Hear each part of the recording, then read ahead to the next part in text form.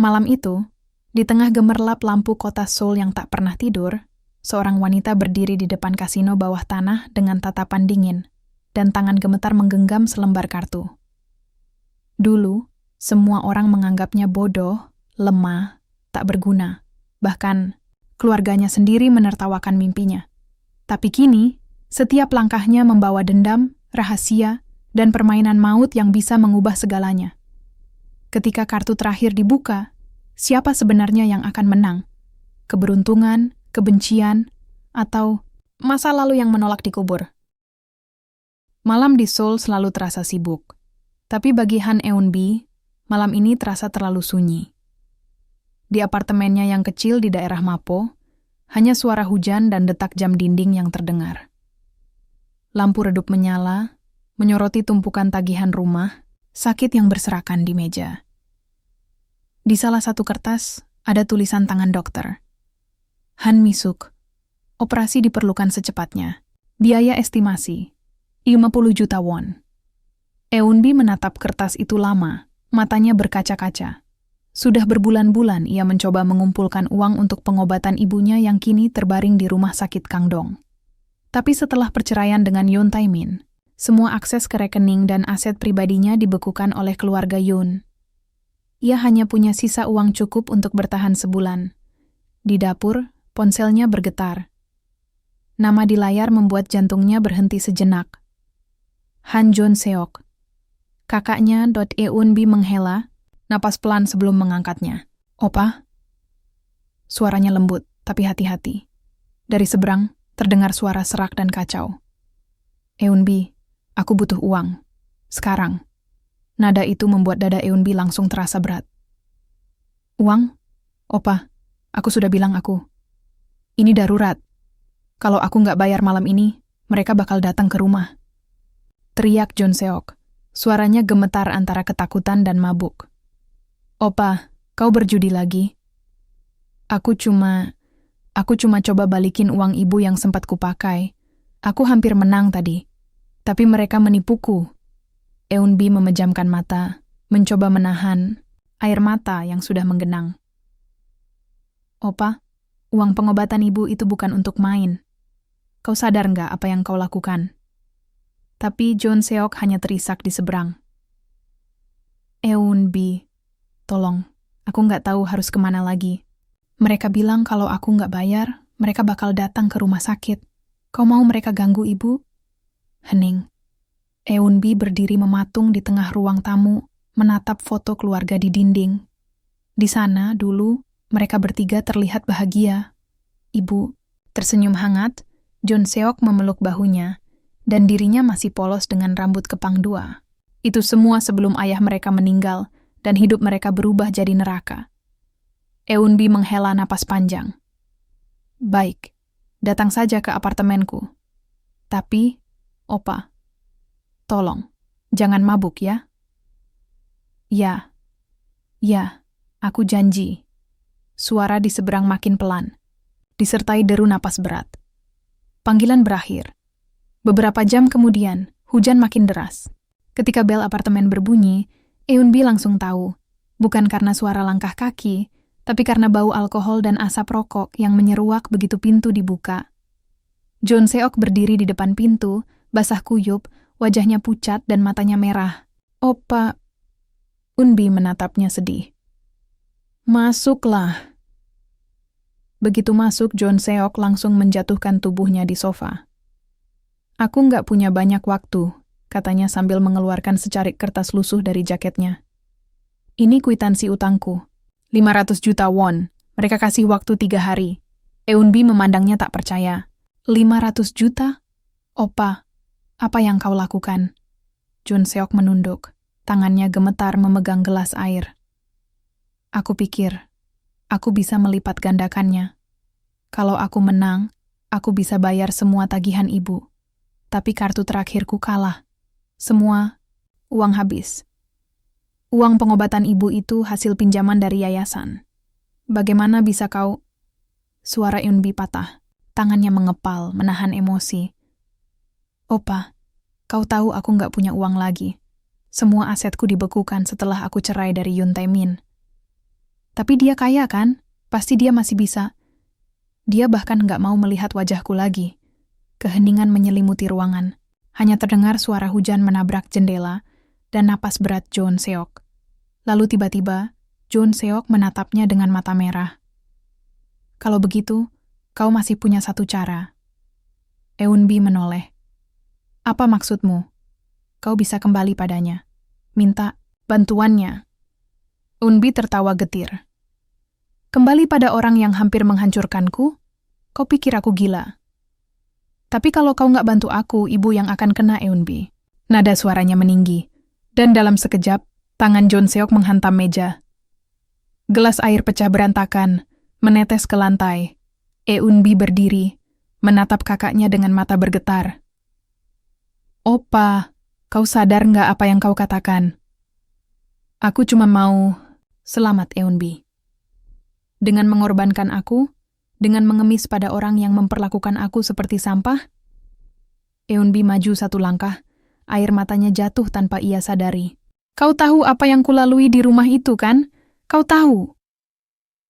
Jun Seok diam. Bibirnya bergetar, tapi tak ada kata keluar. Beberapa detik yang sunyi terasa sangat panjang. Lalu Eunbi memalingkan wajah, berjalan ke dapur. Pergilah, Opa. Aku nggak bisa bantu apapun malam ini. John Seok menatapnya lama, wajahnya antara marah dan malu. Begitu ya? Jadi sekarang kau lebih peduli pada dirimu sendiri daripada keluarga? Eunbi berhenti. Suaranya bergetar saat menjawab. Aku cuman nggak mau kehilangan semuanya lagi. Tapi John Seok tak mendengar. Ia melangkah keluar dengan langkah gontai, menutup pintu keras-keras di belakangnya. Hujan belum berhenti. Eunbi menatap kaca jendela, melihat pantulan dirinya yang pucat. Di balik kaca, lampu jalan memantulkan warna oranye yang samar, seperti sisa kehangatan yang sudah lama padam. Ponselnya berbunyi lagi. Nomor tak dikenal. Annyeonghaseyo, ini dari Rumah Sakit Kangdong. Kami ingin mengingatkan bahwa tagihan ibu Anda sudah jatuh tempo. Jika tidak ada pembayaran tambahan dalam 3 hari, kami akan menghentikan perawatan intensif. Eunbi tak bisa menjawab. Bibirnya gemetar, tapi suaranya tak keluar. Baik, kami tunggu kabarnya. Terima kasih, kata suara di seberang sebelum menutup sambungan. Air mata yang sejak tadi ia tahan akhirnya jatuh juga. Ia menunduk, memeluk lututnya di lantai, membiarkan tangisnya pecah tanpa suara. Di antara isaknya, hanya satu kalimat yang keluar dari bibirnya. Tuhan, apa aku benar-benar sudah tak punya pilihan? Beberapa blok dari apartemennya, seseorang berdiri di bawah payung hitam, memperhatikan jendela lantai 3 tempat Eunbi tinggal. Pria itu menyalakan rokok, asapnya naik pelan ke udara. Di tangan kirinya, ada ponsel dengan layar yang menunjukkan video rekaman. Eunbi dan John Seok berdebat hebat di ruang tamu. Ia tersenyum samar. Menarik, gumamnya. Dewa. Judi itu ternyata masih hidup. Hujan pagi di Seoul membawa udara yang berat. Langit kelabu seperti cermin suasana hati Han Eunbi pagi itu. Di tangannya, secangkir kopi instan sudah dingin. Matanya menatap kosong ke arah televisi yang menyiarkan berita tentang penangkapan jaringan judi ilegal di Gangnam. Sekilas, ia melihat nama Yun Group muncul di bawah layar, tapi cepat sekali menghilang, seperti bayangan yang tak ingin diingat. Eunbi mematikan TV dan berjalan ke dapur kecilnya. Setiap langkah terasa berat, kepalanya masih berdenyut, memikirkan pertengkaran dengan kakaknya semalam. Ia masih bisa mendengar suara Jun Seok yang bergetar marah. Kalau kau nggak bantu, ibu yang akan kena. Kalimat itu terus berputar di pikirannya, seperti kaset rusak yang tak bisa dimatikan. Tangannya gemetar saat membuka botol obat dari rumah sakit. Dokter sudah lama memperingatkannya tentang penyakit lambungnya, tapi baru minggu lalu hasil tes keluar. Kanker lambung stadium awal yang mulai menyebar. Ia menolak rawat inap, bukan karena tak mau, tapi karena tak ada uang. Dan sekarang, bahkan biaya pengobatan ibunya pun lenyap. Eunbi menatap bayangannya di cermin dapur. Wajahnya pucat, mata sayu, rambut acak. Kau kelihatan seperti mayat. Hidup, gumamnya pelan. Tapi ia tersenyum pahit, mencoba terlihat kuat, seolah masih bisa mengendalikan hidupnya. Siang harinya, ponselnya berdering keras. Nomor tak dikenal. Awalnya ia tak mau angkat, tapi setelah 3 kali berdering, ia menekan tombol hijau. "Eo, yoboseo? Han Eun BC?" Suara berat dan dingin terdengar di seberang. "Ya, saya sendiri." "Siapa ini?" "Teman dari Han Jon Seok-si. Kami dengar dia berhutang pada kami." Eunbi langsung merasakan dingin merayap di punggungnya. "Maksud Anda?" 500 juta won. "Dan karena dia saudara kandungmu, kami pikir kau bisa bantu melunasi sebagian." "Tunggu, apa?" "Tidak, itu urusan kakakku. Tapi sayang sekali Eunbi-si. Kami tahu di mana ibumu dirawat. Rumah sakit Kangdong, kamar 702, benar?" Eunbi terdiam. "Kalau uangnya tidak ada dalam 3 hari, mungkin kami harus berkunjung ke sana." Klik. Panggilan berakhir. Ponselnya jatuh ke lantai. Napasnya tercekat, tangannya menutup mulut agar tidak berteriak. Mereka tahu semuanya. Sore, itu Eunbi langsung berlari ke rumah sakit. Hujan belum sepenuhnya berhenti, tapi ia tak peduli. Di koridor rumah sakit, bau obat dan antiseptik bercampur dengan aroma bunga plastik dari pot kecil di meja resepsionis. Ia membuka pintu kamar 702 perlahan. Han Mi-suk, ibunya, sedang tidur lemah di ranjang. Wajahnya pucat, oksigen menempel di hidungnya.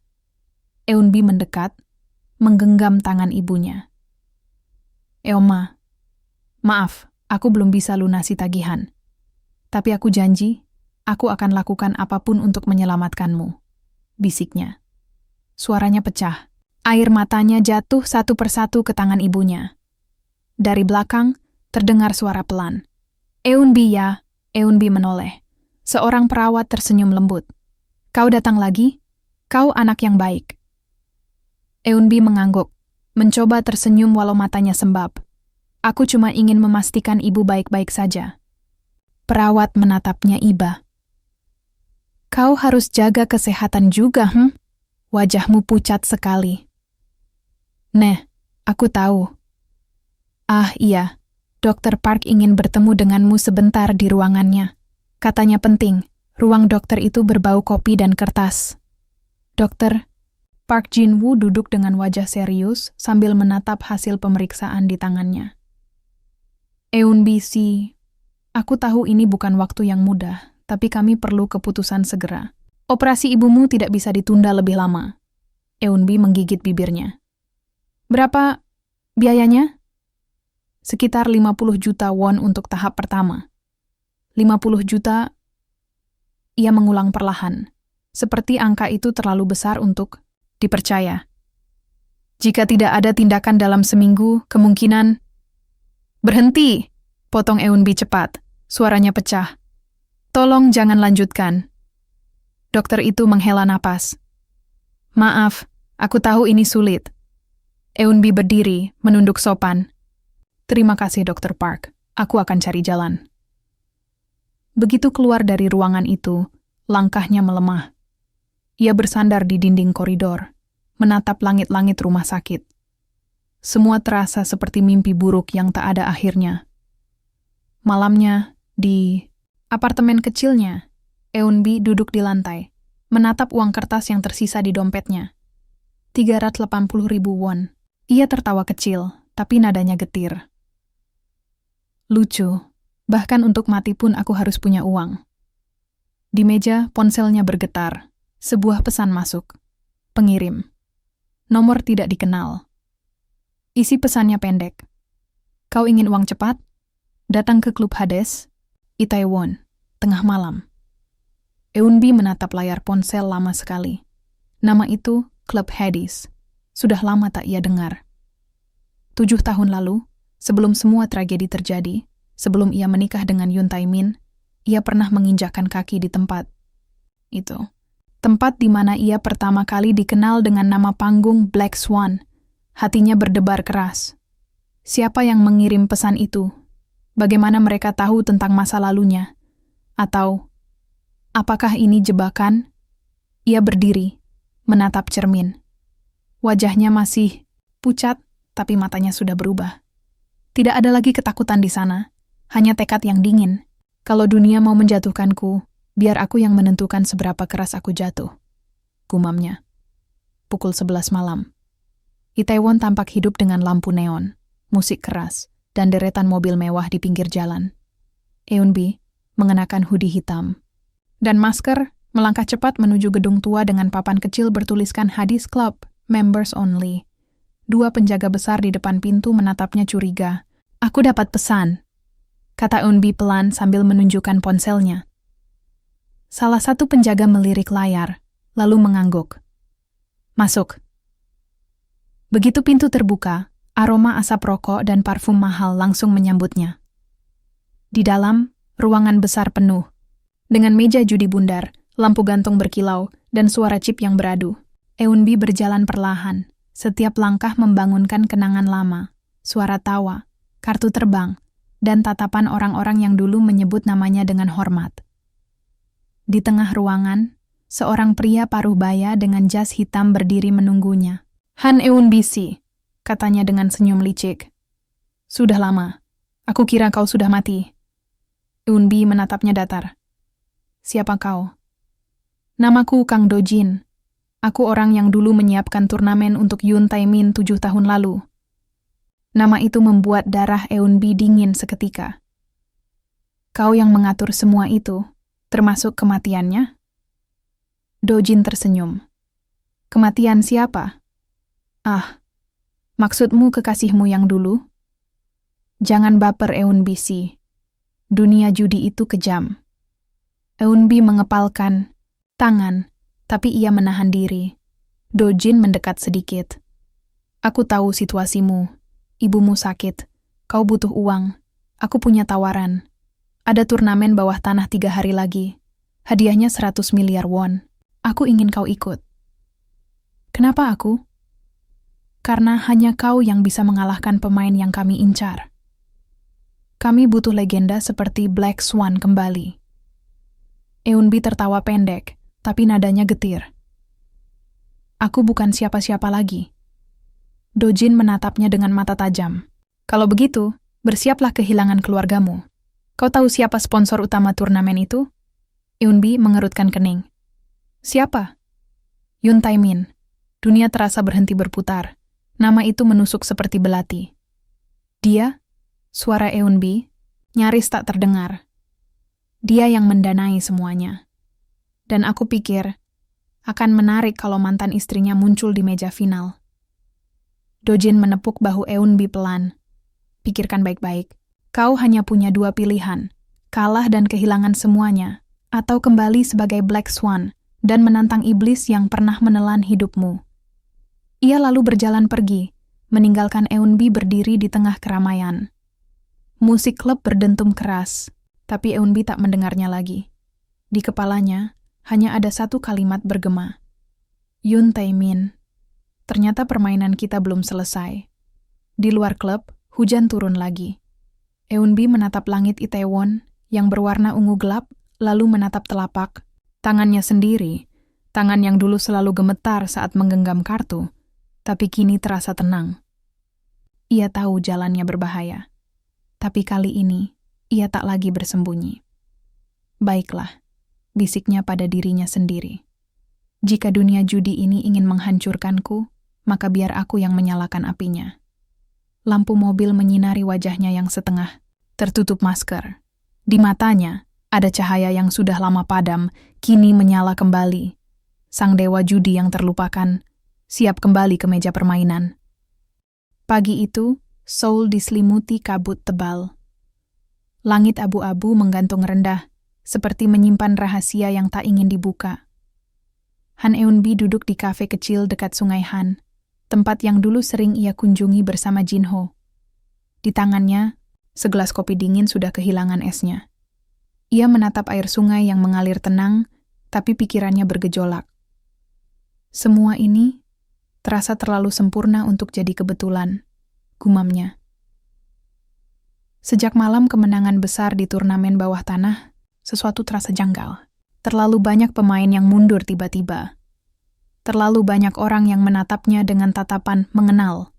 Dan yang paling aneh, Yoon Tae-min tidak bereaksi seperti pria yang terkejut melihat hantu masa lalu. Justru sebaliknya, ia terlihat menunggu. Di kafe itu, Kang Do-jin datang, mengenakan jas hitam dan kacamata gelap meski matahari belum bersinar penuh. "Kenapa kau memanggilku di tempat seperti ini?" Eun-bi menatapnya tajam. "Karena aku tidak percaya siapapun di klub, termasuk kau." Do-jin tersenyum miring. "Kau selalu begitu curiga, Han Eun-bi." "Kalau aku tidak curiga, aku sudah mati 7 tahun lalu," balasnya dingin.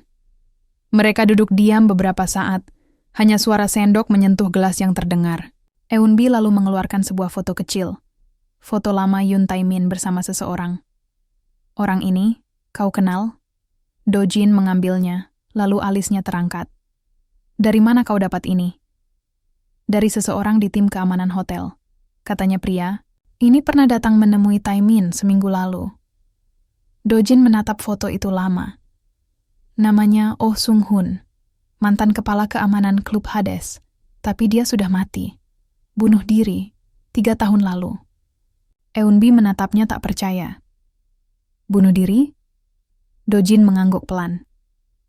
Setidaknya itu yang diumumkan. Malam itu, Eun-bi tak bisa tidur. Ia membuka laptop tuanya, masuk ke database lama yang dulu digunakan oleh para pemain bawah tanah. Sistem itu sudah usang, tapi masih bisa diakses lewat jalur khusus, yang hanya diketahui oleh anak-anak meja hitam. Komunitas kecil yang dulu ia pimpin diam-diam. Beberapa jam mencari, hingga akhirnya ia menemukan sesuatu. Sebuah laporan. Tersembunyi dari tahun 2018, bertanda kode. Project JH01, ia membuka file itu, dan matanya membesar. Target eliminasi, Jin Ho.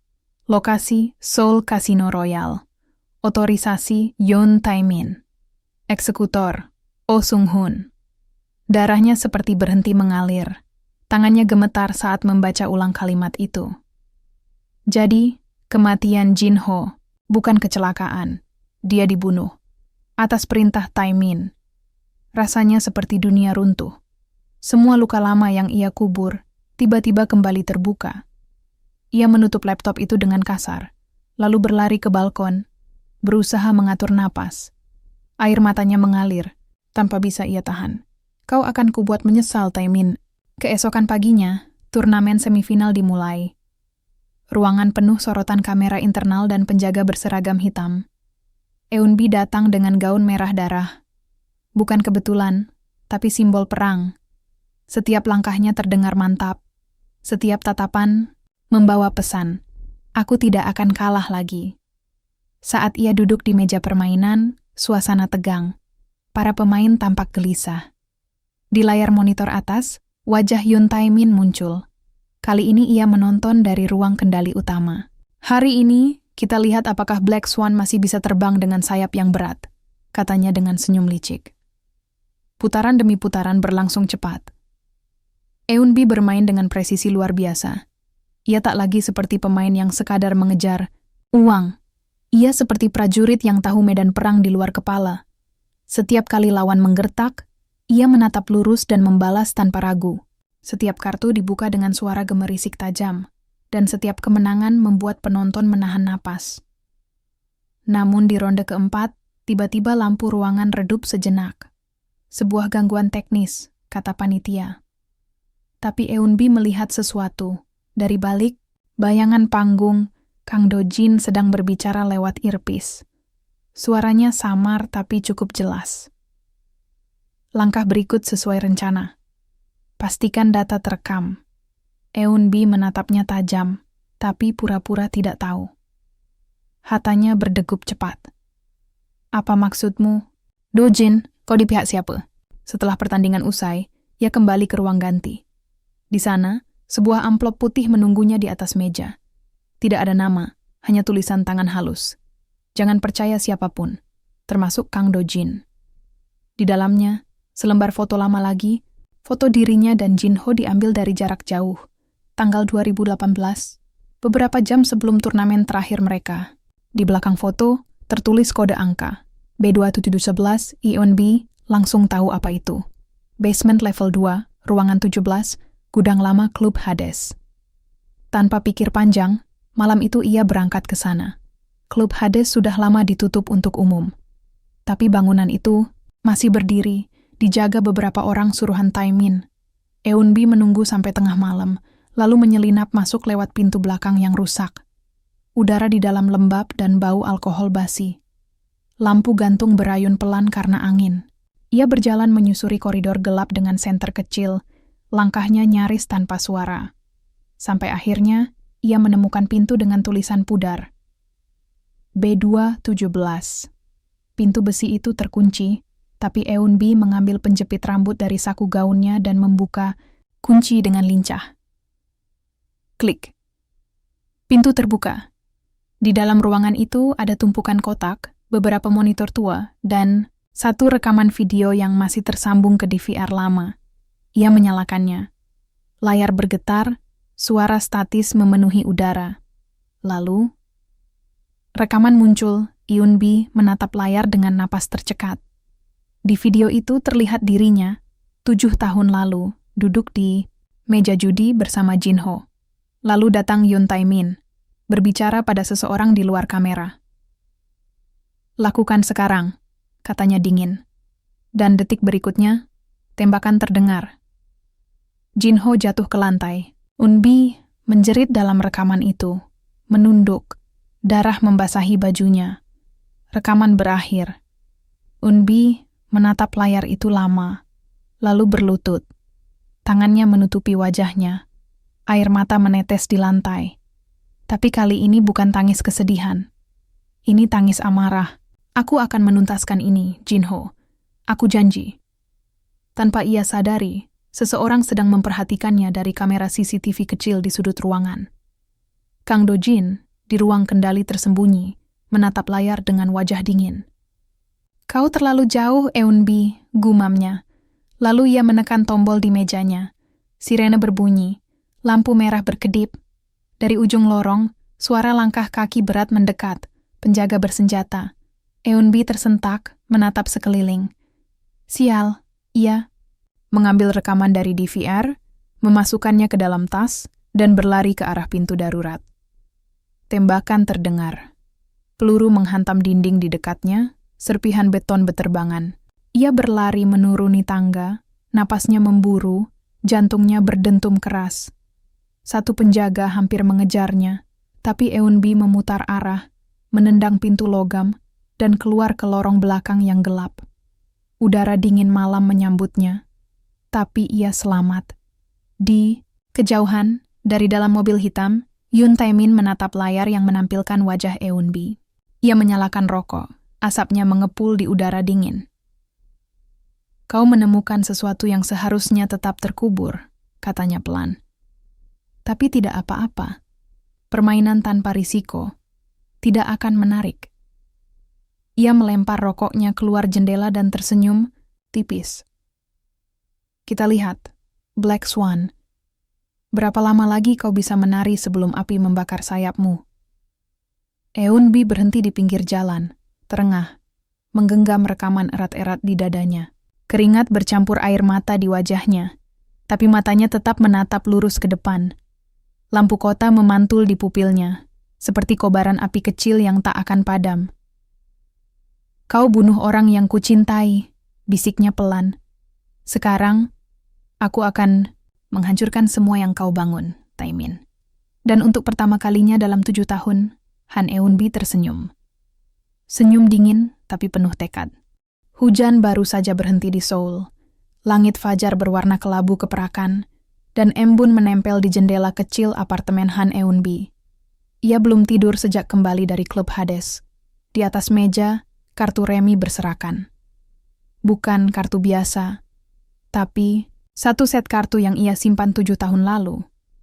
Kartu terakhir yang ia pegang sebelum meninggalkan dunia judi. Tangannya gemetar saat menyentuh kartu as sekop, seolah benda itu menyimpan luka masa lalu yang belum sembuh. "Black Swan, sudah lama," gumamnya lirih. Di luar, suara kehidupan Seoul mulai terdengar.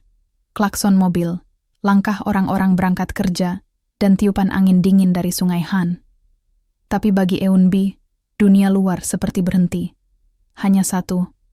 Hal yang bergema di kepalanya, nama Yoon Tae-min flashback. 7 tahun lalu. Suara gemuruh orang banyak menggema di sebuah ruangan besar penuh lampu neon dan asap rokok. Di tengah meja bundar, Eunbi muda duduk dengan tenang. Rambut panjangnya digerai, matanya tajam tapi tenang. Orang-orang memanggilnya dengan julukan Black Swan. Ia menatap pria di seberangnya, Yoon Tae-min, sponsor turnamen malam itu. Tae-min tersenyum, angkuh dan penuh percaya diri. Kalau kau menang malam ini, aku akan pastikan kau tak perlu berjudi lagi seumur hidup. Dan kalau aku kalah? Tanya Eunbi datar. Maka kau akan jadi milikku.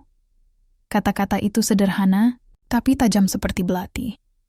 Malam itu, permainan berlangsung sengit. Tapi sesuatu aneh terjadi. Sistem skor tiba-tiba berubah, dan kekasih Eunbi, Jinho, yang juga ikut bermain, terbunuh setelah ketahuan mencoba membongkar kecurangan turnamen. Darahnya menodai meja permainan, dan sejak malam itu, Eunbi menghilang dari dunia judi. Kembali ke masa kini. Eunbi menatap wajahnya di cermin. Wajah itu masih sama, tapi matanya kini penuh luka dan dendam. Kau pikir aku sudah mati, Tae-min? Ia tersenyum kecil. Kali ini, aku akan buat kau kehilangan segalanya. 3 hari kemudian, turnamen bawah tanah terbesar di Seoul dimulai. Lokasinya di sebuah hotel mewah yang disewa khusus. Tapi di bawahnya terdapat ruangan rahasia dengan sistem keamanan super ketat. Semua pemain datang dari berbagai negara. Cina, Jepang, Rusia, dan tentu saja Korea. Di pintu masuk, semua peserta harus melepaskan ponsel, perhiasan, dan alat komunikasi. Apapun, satu-satunya yang boleh dibawa adalah keberanian dan otak mereka. Han Eunbi datang dengan nama samaran baru, Lee Ara. Ia memakai gaun hitam panjang, rambut diikat rapi, dan topeng tipis menutupi setengah wajahnya. Semua orang memandangnya. Aura misteriusnya membuat suasana ruangan seolah berhenti sejenak. Di sudut ruangan, Kang Do-jin melambai pelan. "Bagus kau datang," katanya pelan. Eunbi tidak menjawab. Matanya hanya fokus pada satu orang yang duduk di meja VIP. Yoon Tae-min, mengenakan jas hitam elegan, ditemani beberapa penjaga. Ia terlihat terlalu tenang. Seperti raja yang sedang menunggu pertunjukan dimulai. Saat giliran bermain tiba, Eunbi duduk di meja nomor 3. Lawan-lawan di hadapannya adalah pria-pria berpengalaman dengan wajah keras dan tatapan dingin. Dealer membagikan kartu. Musik latar berhenti. Hening. Hanya suara detak jam besar di dinding yang terdengar. 1. Ronde berlalu, ia kalah tipis. Ronde kedua. Ia diam, mempelajari pola lawan. Ronde ketiga, senyumnya muncul pelan. Dan di ronde keempat, ia menatap kartu di tangannya. Full house. Semua taruhan, katanya tenang. Lawan-lawan saling menatap. Salah satu dari mereka tertawa, "Kau gila, Nona." Eunbi hanya tersenyum. Kartu terakhir dibuka. Ia menang, telak. Sorak-sorai pecah. Tapi Eunbi tetap tenang, hanya menatap meja. Satu kemenangan kecil bukan apa-apa. Permainan sebenarnya baru dimulai. Dari atas balkon, Yoon Tae-min menatapnya dengan ekspresi sulit dibaca. Ia tahu siapa wanita itu. Gerakan tangan, gaya duduk, bahkan caranya memegang kartu. Terlalu familiar. "Black Swan," bisiknya pelan. Salah satu asistennya mendekat. "Direktur Yoon, apakah kita perlu?" "Tidak," potong Tae-min. "Biarkan dia bermain. Aku ingin tahu seberapa jauh dia akan melangkah." Malam semakin larut. Setiap ronde makin tegang, dan perlahan nama Lee Ara mulai menggema di seluruh ruangan. Beberapa pemain mulai gugur. Tapi ada sesuatu yang aneh.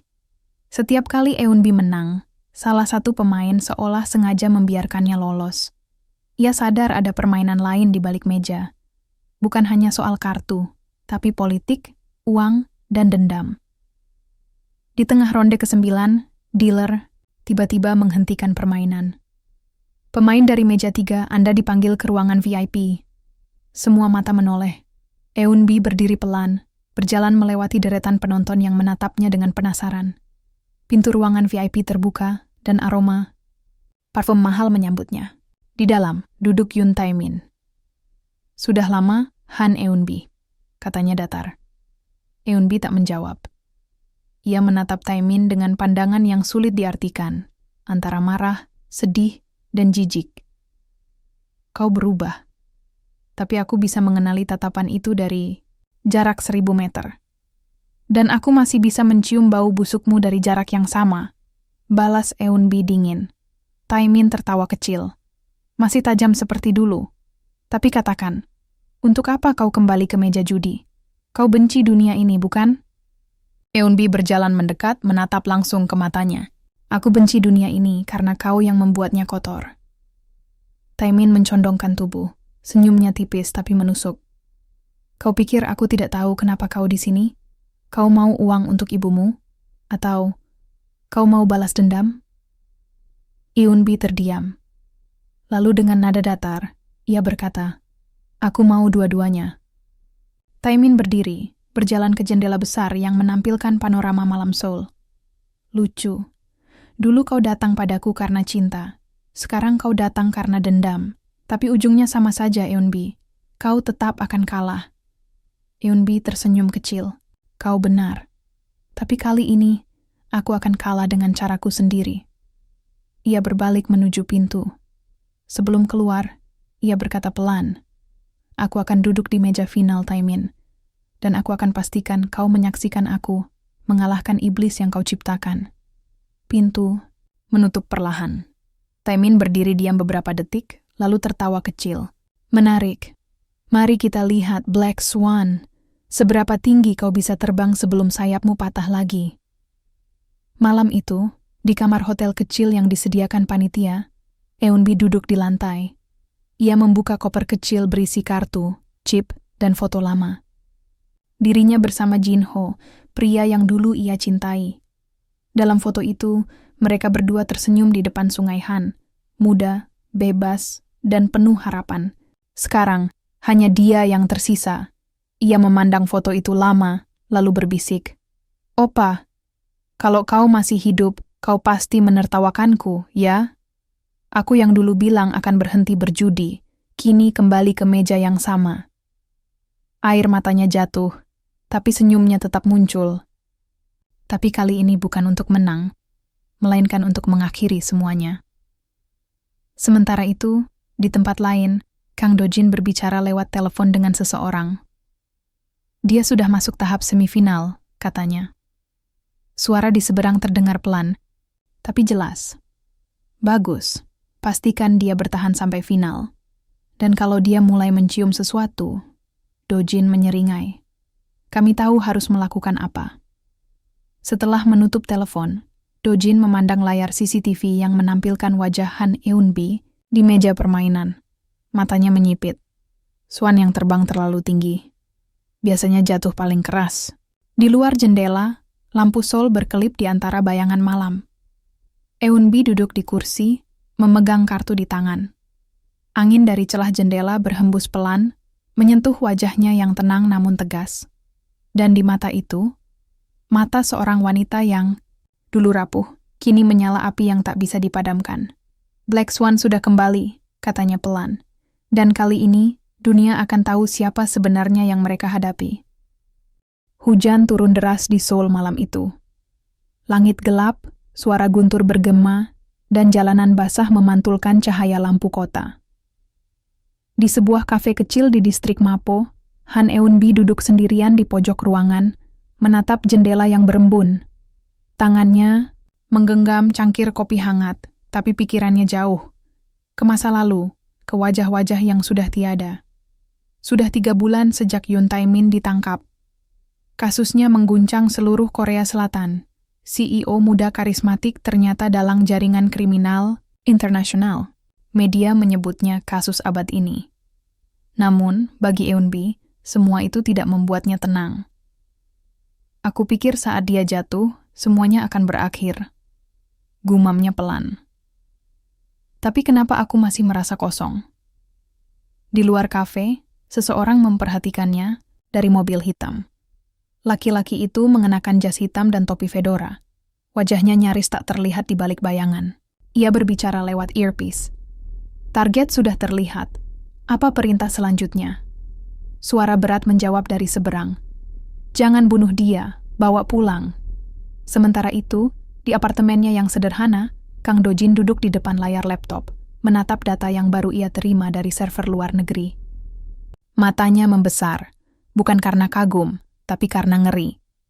File itu berisi catatan transaksi rahasia dari sebuah proyek tersembunyi milik Yun Group, Project Black Swan, Phase 2. Tidak mungkin, ia menelusuri nama-nama di dalam daftar pejabat, investor, dan beberapa nama yang sudah dianggap meninggal, termasuk Yun Tae-min sendiri. Dia masih mengendalikan semuanya dari balik jeruji. Dojin segera mengambil ponsel dan menghubungi Eun-bi, tapi tidak ada jawaban. Sial, dia sudah ditemukan lebih dulu. Malam semakin larut.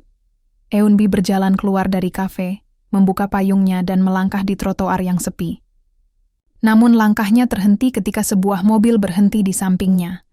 Jendela terbuka perlahan, memperlihatkan wajah sopir yang mengenakan topeng hitam. Naiklah, Nonahan. Mereka sudah menunggumu. Eun-bi menatapnya dengan dingin, lalu meletakkan payungnya. Katakan pada mereka, kalau aku tidak datang sendirian. Ia memutar tubuhnya cepat, dan sebelum pria bertopeng sempat bereaksi, suara tembakan elektrik terdengar. Pria itu jatuh tersungkur. Dari balik gang, Dojin muncul sambil membawa pistol kejut. Kau selalu jadi umpan sempurna, katanya sambil tersenyum getir. Eun-bi menatapnya lega. Kau terlambat 2 menit. Lebih baik daripada terlambat, selamanya, jawabnya ringan. Mereka masuk ke mobil itu dan mulai menelusuri sistem GPS-nya. Titik tujuan terakhir menunjukkan sebuah fasilitas penelitian tua di pinggiran kota Incheon yang sudah lama ditutup. Dojin menatap layar dengan raut serius. Proyek Black Swan dimulai di sini, dan mungkin akan berakhir di sini juga. Beberapa jam kemudian mereka tiba di lokasi. Bangunan tua itu gelap dan berdebu, dengan logo Yun Group yang sudah pudar di pintu masuk.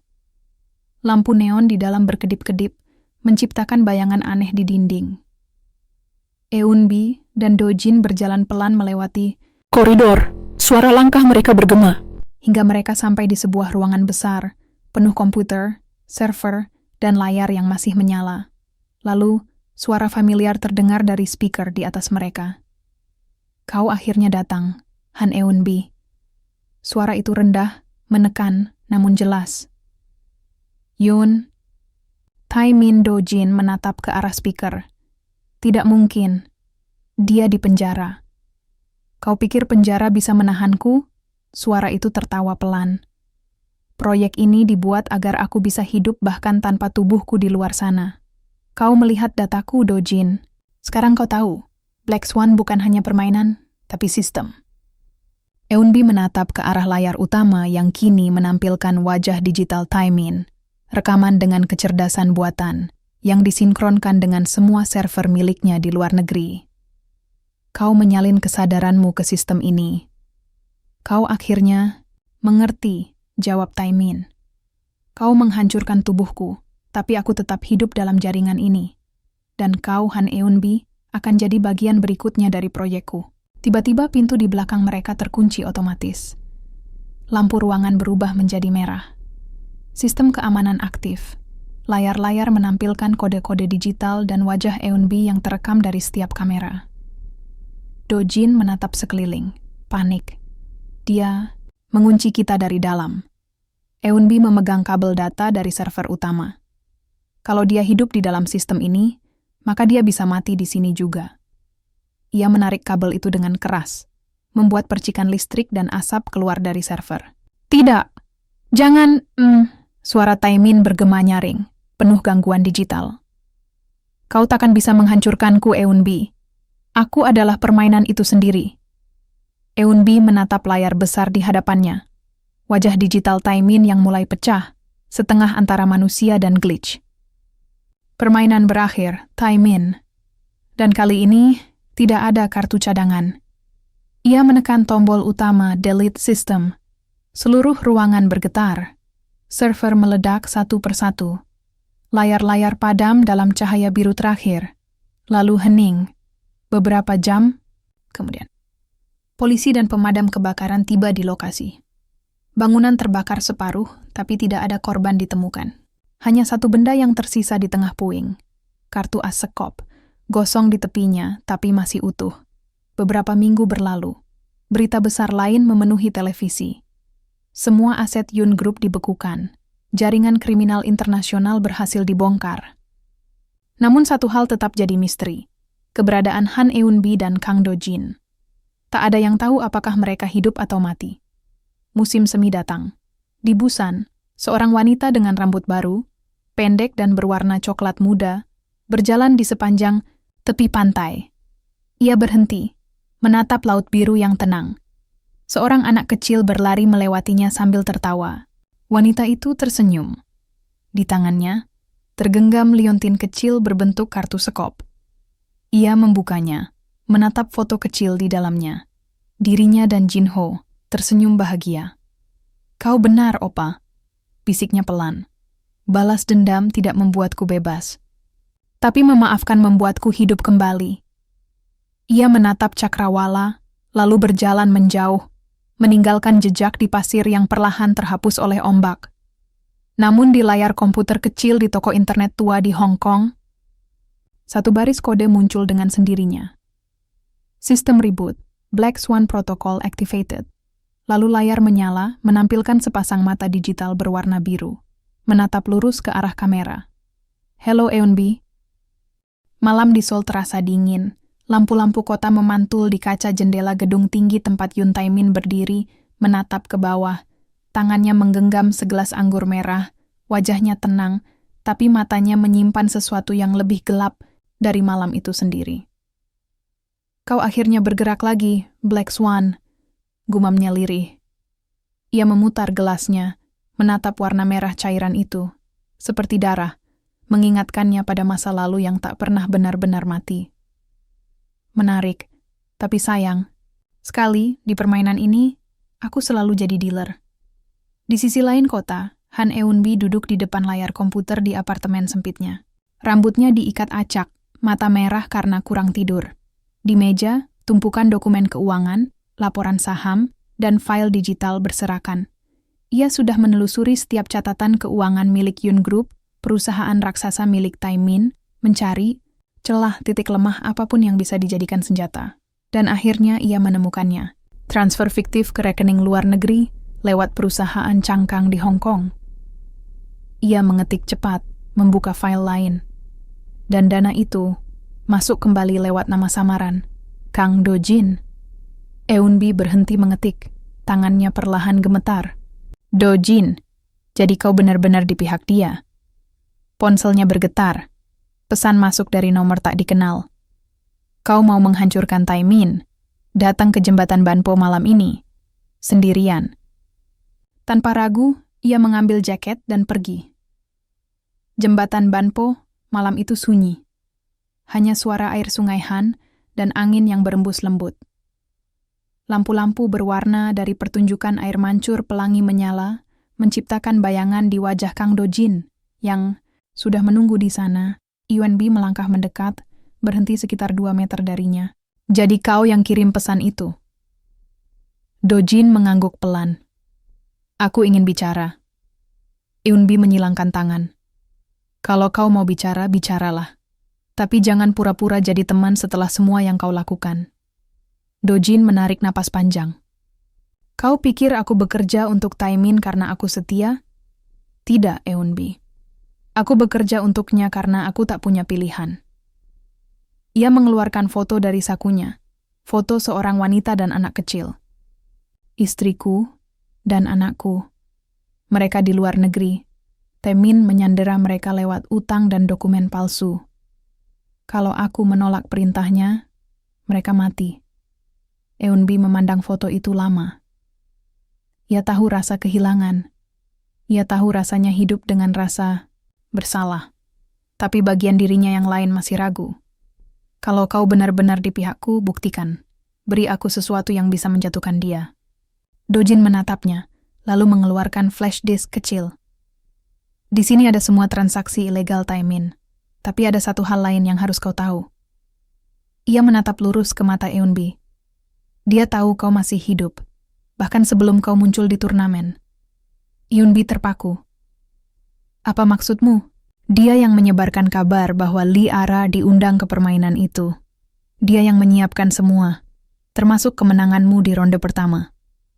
Eunbi membeku di tempat. Semua kemenangan awalnya, semua kemudahan, itu bukan keberuntungan. Itu jebakan. Dia ingin aku naik ke meja final dan menghancurkanmu di depan semua orang, sambung Dojin. Hening sejenak. Hanya suara air sungai Han yang terdengar menabrak tiang jembatan. Eunbi menunduk, lalu menatap langit malam yang mendung. Kalau begitu, aku akan bermain sampai akhir. Kau gila, kata Dojin. Kalau kau kalah, dia akan membunuhku. Eunbi menatapnya dengan tatapan tajam. Aku sudah mati 7 tahun lalu, Dojin. Sekarang aku hanya membalas budi. Beberapa hari kemudian, Grand Final Turnamen Hades. Satu ruangan besar di hotel termewah Seoul dipenuhi pengusaha, pejudi, dan investor gelap. Lampu sorot menyorot meja bundar di tengah ruangan, tempat 4 pemain terakhir duduk. Di antaranya, Lee Ara, alias Han Eunbi. Musik berhenti. Semua mata tertuju pada satu sosok yang memasuki ruangan. Yoon Taemin, mengenakan jas putih dan senyum dingin. Selamat datang di pertunjukan terakhir malam ini. Ia menatap Eunbi. Kau siap kehilangan segalanya, Black Swan? Eunbi membalas dengan senyum tipis. Aku justru datang untuk mengembalikannya. Putaran pertama dimulai. Suasana ruangan berubah tegang. Setiap kartu dibuka. Setiap chip yang digeser di meja terdengar keras di telinga. Eunbi bermain hati-hati. Ia tahu semua mata, semua kamera, dan semua penjaga di ruangan itu ada di pihak Taemin. Namun sesuatu berubah di ronde keempat. Eunbi melirik ke layar monitor di sudut ruangan, dan di sana muncul Kang Dojin yang berhasil membobol sistem dan menyiarkan file video yang ia temukan. Layar besar menampilkan rekaman dari 7 tahun lalu, malam, di mana Jinho dibunuh atas perintah Yoon Taemin. Kerumunan langsung bergemuruh. Semua orang terkejut, beberapa berdiri, beberapa menutup mulut tak percaya. Taemin membeku di tempat. Matikan itu, teriaknya. Tapi sudah terlambat. Semua orang sudah melihat siapa dia sebenarnya. Eunbi menatapnya, tersenyum samar. Permainan berakhir, Taemin. Taemin menatapnya dengan mata marah, lalu berjalan cepat ke arahnya. Tapi penjaga keamanan internal kini berbalik karena bukti. Menahannya, ia berteriak. Kau pikir kau menang, Han Eunbi? Dunia judi ini milikku, semua orang di sini. Sudah melihat siapa kau sebenarnya, potong Eunbi pelan. Ia berdiri dari kursinya, berjalan ke arah pintu keluar, sementara Taemin berteriak tak karuan di belakangnya. Sorotan kamera, kilatan flash, dan keributan memenuhi ruangan. Di luar, di lorong hotel, Dojin menunggunya. Wajahnya pucat, tapi matanya lega. Rekaman itu menyebar ke semua saluran berita. Polisi akan datang kapan saja. Eunbi mengangguk pelan. Bagus, tapi satu hal masih tersisa. Ia mengeluarkan kartu asekop dari sakunya. Kartu yang ia simpan selama bertahun-tahun. Ini kartu terakhirku. Untuk Jinho. Beberapa menit kemudian, suara sirene polisi terdengar di luar hotel. Petugas masuk, membawa surat penangkapan. Yoon Taemin diborgol di depan semua orang. Wajahnya masih penuh amarah dan ketakutan. Saat ia digiring keluar, matanya bertemu dengan mata Eunbi. Kau pikir ini akhir Black Swan? Katanya parau. Bagi orang sepertiku, permainan tidak pernah benar-benar berakhir. Eunbi menatapnya dingin. Benar, tapi kali ini kau main sendirian. Setelah semuanya usai, langit Seoul mulai cerah. Eunbi berjalan di tepi sungai Han, membawa segelas kopi dari kedai kecil yang dulu sering ia datangi bersama Jinho. Ia menatap air yang berkilau terkena cahaya matahari pagi. Angin berhembus, lembut, menyapu rambutnya. Di tangannya ia menggenggam kartu as sekop, kartu terakhirnya. Ia melemparkannya ke sungai, melihatnya terbawa arus pelan. Aku menang, Opa, tapi bukan karena kartu. Karena aku akhirnya berhenti bermain. Senyum kecil muncul di wajahnya. Bukan senyum kemenangan, tapi kebebasan. Untuk pertama kalinya dalam 7 tahun, Han Eun-bi merasa hidup. Namun jauh di Hong Kong, di sebuah ruang kasino bawah tanah, seorang pria misterius menerima panggilan. Di layar, wajah Yoon Tae-min muncul dari rekaman penjara, dengan senyum tipis yang menyeramkan. Aktifkan proyek baru, katanya singkat. Target, Han Eun-bi.